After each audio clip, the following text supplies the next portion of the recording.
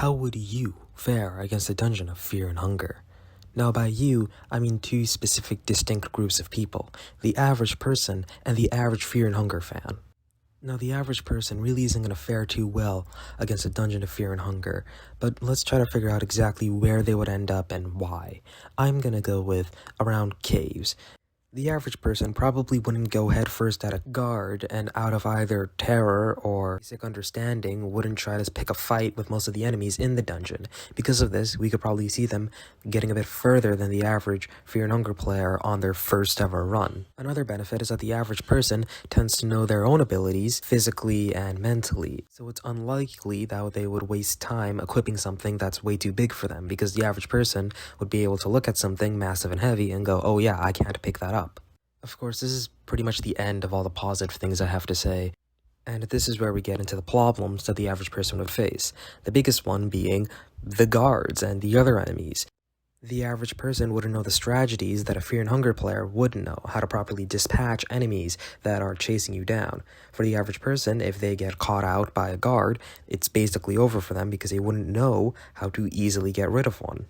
It's also unlikely that the average person would ever be able to recruit Moonless, because recruiting Moonless requires very specific action, which is to feed Moonless rotten meat, and the average person probably wouldn't think to do that while under stress. It's this combination of a lack of general knowledge and a lack of skill that makes me believe the average person wouldn't be able to make it past caves. But what about the average Fear and Hunger player? The average Fear and Hunger player does know quite a lot about the game. They would know how to make blood portals. They would know what the different vials do. They would know that they should be looking for books and to look through the libraries in the dungeon.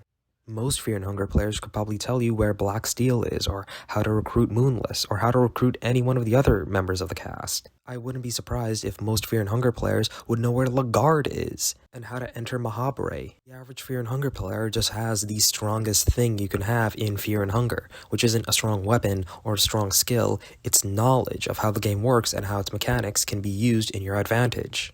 The most likely ending I see for the average Fear and Hunger player is the same as Enki's S ending, where they get the Soul Anchor and then sit on the throne of Mahabre. Although it could just as well be likely that the average Fear and Hunger player wouldn't know the horrors that await them in the dungeon and just turn around, pick up the girl, pick up maybe one or two characters they find particularly nice to be around, and then just leave. Refuse to continue exploring in the dungeon. Although knowing the average Fear and Hunger player, I think it's also much more likely that they would go to the backyard and lose their mind immediately. The only problem I can really see coming from the average Fear and Hunger player is their uncanny knowledge of the game, possibly scaring away allies. Like, if you were just in some horrifying dungeon and someone came up to you and said your full name to your face, probably wouldn't want to partner up with that person, you know what I mean? There's also the added problem of overconfidence, believing that they know so much about the game and that they are so good at the game that they can skimp out on what would actually be useful. An example being maybe not picking up enough food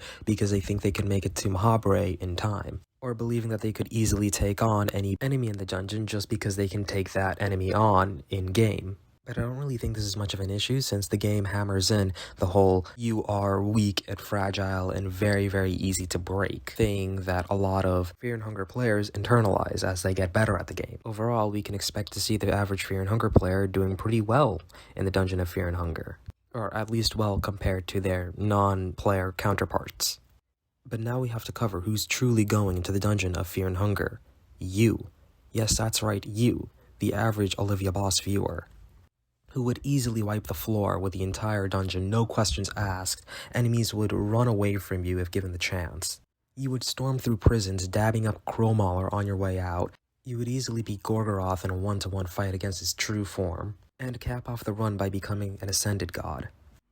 Anyways, that's it. That's the entire video. That whole thing about me eating a McChicken and reviewing it at 1K subs is still going on, so if you want to see me eat and review a McChicken, just keep watching these videos. We're gonna get to 1K eventually.